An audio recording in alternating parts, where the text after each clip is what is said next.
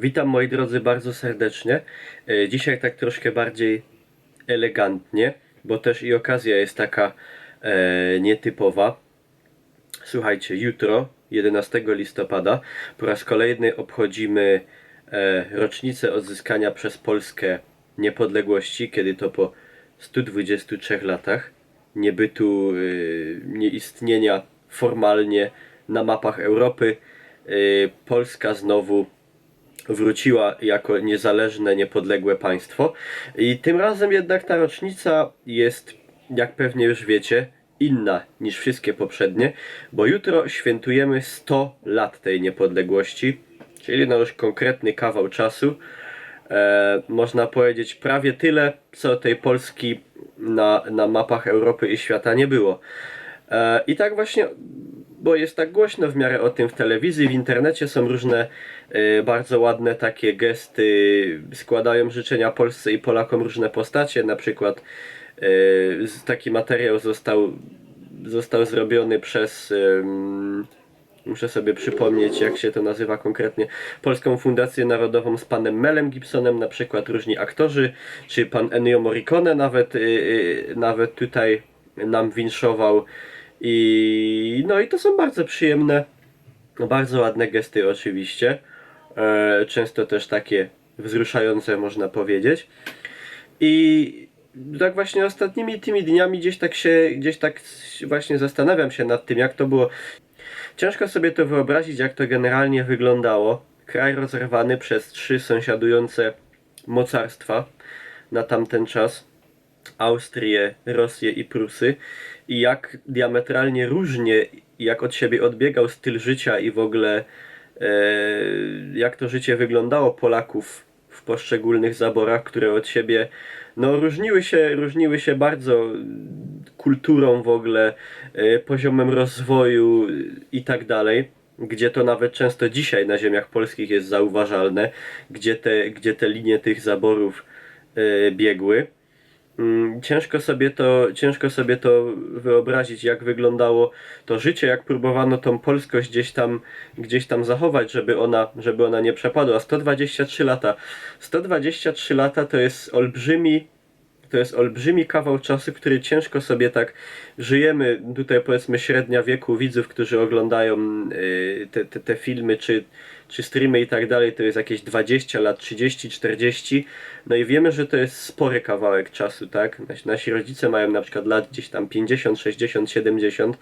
To jest już jeszcze więcej, ale na przykład 100 lat czy 120 lat, ile się może rzeczy wydarzyć w ciągu 120 lat, ile pokoleń po sobie następuje, jak wielkie zmiany mogą w ogóle zajść na świecie i jak wtedy zaszły w Europie, na przestrzeni takiego czasu, żeby po prostu przez tak długi czas naród gdzieś po prostu nie rozmył się,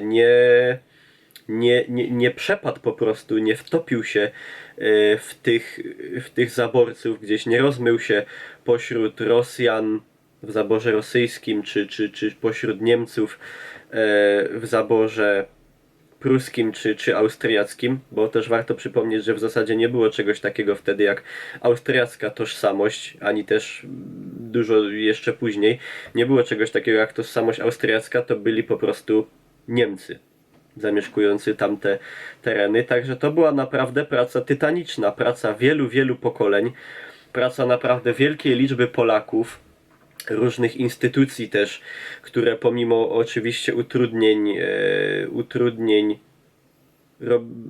stawianych przez władze tych poszczególnych zaborczych państw, po prostu doprowadziło do tego, że Polacy nie zniknęli, pomimo że Polski oficjalnie na mapach nie było, to Polacy jako naród przetrwali. Na pewno też jest to zasługa tego, że nie był to jakiś naród, który pojawił się gdzieś, naród bez tożsamości, bez kultury i tak dalej, tylko jak wiadomo,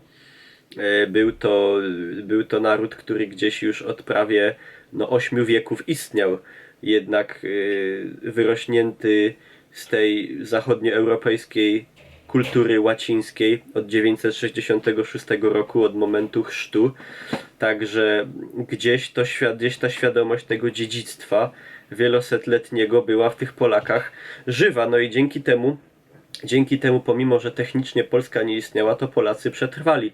Przetrwała polska mowa, nie udały się różne próby, przetrwała polska wiara, przetrwał katolicyzm, który też był ważnym takim elementem podtrzymującym tego polskiego ducha, szczególnie właśnie w tym okresie. I to nie zważając na to, czy ktoś jest wierzący, czy niewierzący, czy jakiej jest religii, po prostu trzeba ten fakt stwierdzić, że to Kościół, między innymi i wiara katolicka, była odpowiedzialna w dużej części za przetrwanie tej polskiej tożsamości. No i potem doprowadziło to do tego, że to wszystko mogło przetrwać w roku 18, kiedy kończy się I wojna światowa.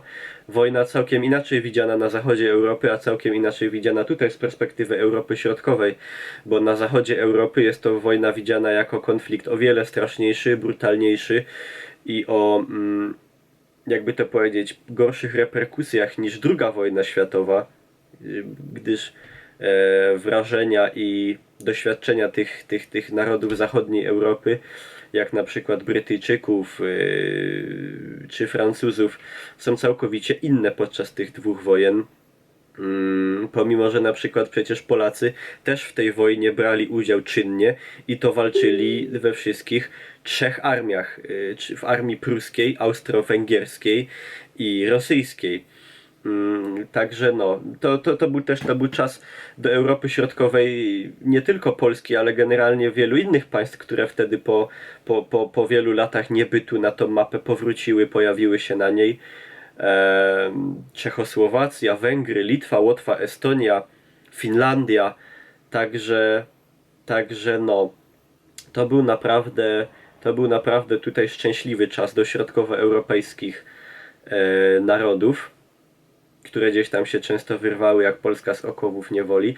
No i potem oczywiście ta tytaniczna praca, już tutaj nie będę tego rozwijał bardziej, ale tego, żeby ten naród jakoś, w ogóle to jest, jak wszystko mówię, bardzo ciężkie do wyobrażenia sobie, scalić jedno państwo z trzech totalnie różnych fragmentów, z trzech totalnie różnych państw, tak odmiennych od siebie kulturowo, gospodarczo, o innej walucie, o innym stopniu rozwoju, innym stopniu analfabetyzmu.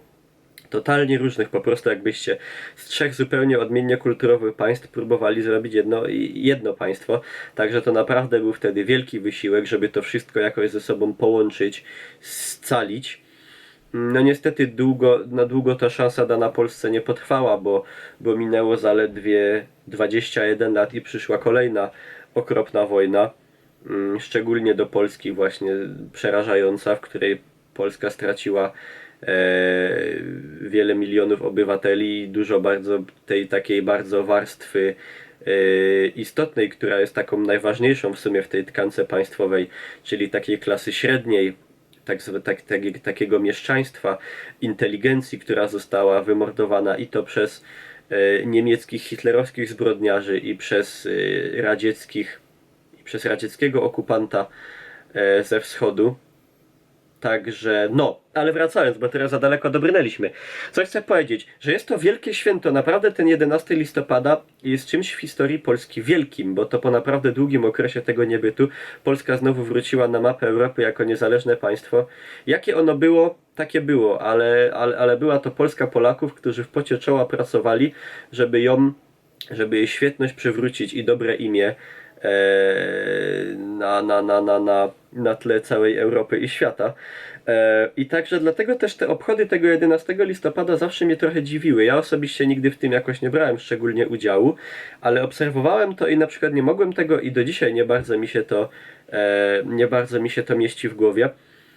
To jest może takie jakieś, jakby to powiedzieć, dziecinne podejście do tematu, czy takie naiwne w pewnym sensie, ale po prostu nie mogę tego zrozumieć.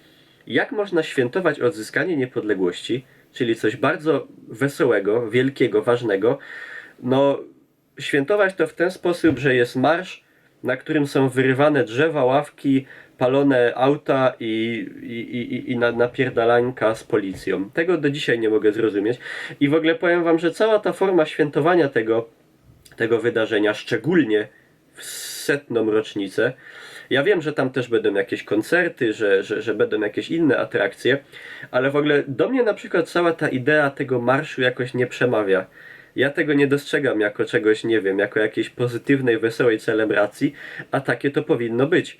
I ja bym tutaj, co wielu się pewnie ludziom nie spodoba i się ze mną nie zgodzą, ale ja bym się wzorował na świętowaniu tego typu wydarzeń, tak jak jest to w kulturze i patriotyzmie amerykańskim, na przykład jak Amerykanie obchodzą swoje święto niepodległości, jak wesoła i huczna jest to impreza dla wszystkich Amerykanów, żeby każdy mógł się poczuć ważnym obywatelem tego państwa i być z czegoś dumny. Dla starszych ludzi, dla dorosłych i dla dzieci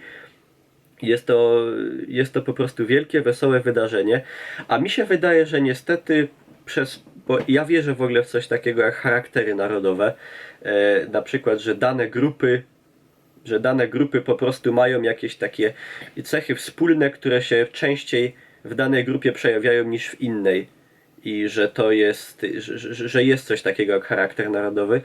I mi się wydaje, że tu też niestety to polskie cierpiennictwo takie i smutek bierze górę, bo na pewno zgodzicie się ze mną, że niestety w Polsce jest kult porażki, co bardzo mnie boli.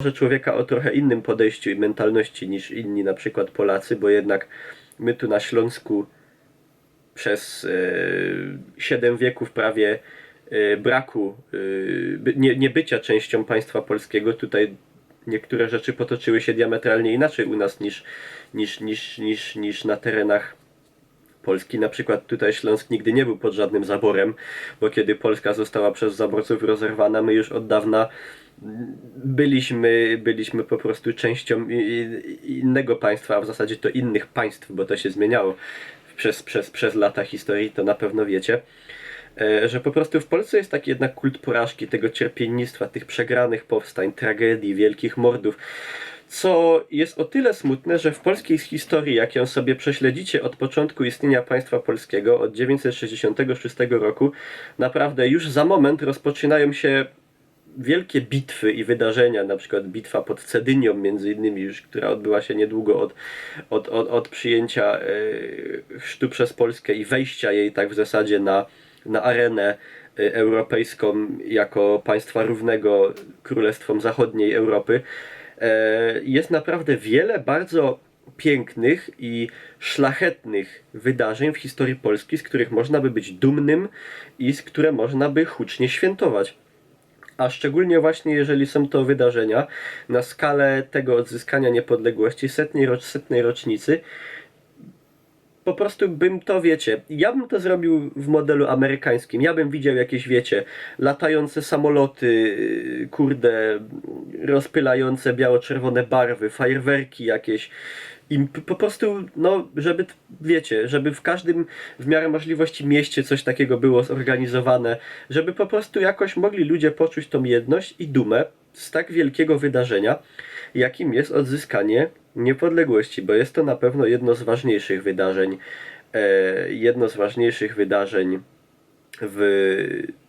w historii Polski i też, żeby to było zaprezentowane tak reszcie świata, która może nie do końca wie, co to znaczyło 1918 rok, 11 listopad dla Polski, co to znaczyło, że państwa nie było przez 123 lata na kartach Europy, bo Polska i państwa tutaj środkowej Europy doświadczyły takich rzeczy strasznych przez swoją historię jako inne państwa składające się na świat zachodni, szczególnie państwa zachodniej Europy, często nie doświadczyły i w ogóle to jest mieszkańcom tych państw ciężko zrozumieć, co to oznaczało, że państwo nie istniało przez 123 lata, a potem wróciło na mapę Europy, jaki to był wysiłek i trud wielu pokoleń Polaków, także tym bardziej to by im mogło jakoś to pokazać.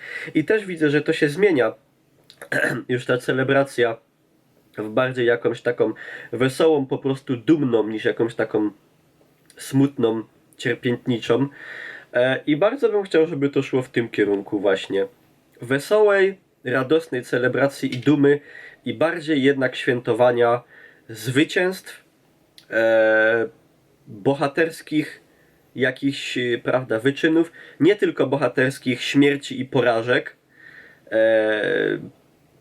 co niestety Polakom wychodzi świetnie, świętowanie klęsk i tragedii, tylko tych licznych momentów z polskiej historii, naprawdę dumnych i zwycięskich. Także no. I zmierzając do sedna, w sumie nie zmierzę tu do żadnego sedna. Jestem ciekaw w ogóle, bo tam ostatnio była ta awantura. Będzie marsz, nie będzie, będzie jeden, będzie drugi, nie będzie, a jednak będzie. I tak w ogóle ja to tak jakoś słucham i w ogóle nie przemawia to totalnie do mnie. Ja jestem ciekaw, jaki jest wasz punkt widzenia na to jak te 11 listopada, a szczególnie ta 100. rocznica tego wielkiego wydarzenia uzyskania niepodległości w Polsce jest obchodzona. Co wy o tym myślicie? Czy wybieracie się na ten marsz? Czy w ogóle jak pan czuje? Cytując sławny film. No.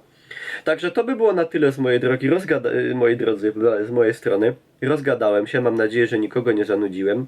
Ja wam, wszystkim Polakom, wszystkim grupom etnicznym różnego wyznania, poglądów i tak dalej zamieszkującym ten kraj nad Wisłą życzę z okazji stulecia odzyskania niepodległości, którego już jutro 100. rocznica, wszystkiego dobrego i życzę nam wszystkim, żeby już nigdy coś takiego Polski nie spotkało, jak właśnie wtedy, kiedy została wymazana, rozerwana i zniknięta z map Europy, aby się już to nigdy więcej nie powtórzyło.